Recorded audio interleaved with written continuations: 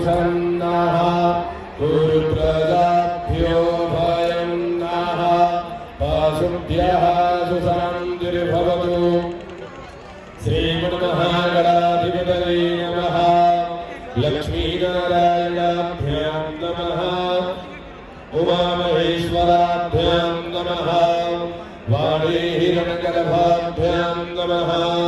सदैपुरन्दराभ्यां नमः। मातापितृचरणकमलेभ्यो नमः। इष्टदेवताभ्यो नमः। कुलदेवताभ्यो नमः।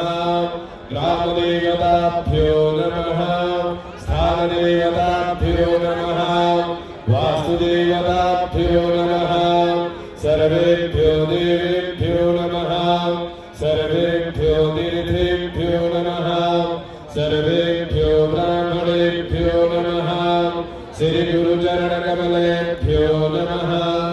विश्वेशं माधवं दुण्डिं दण्डपाणिं च भैरवाम्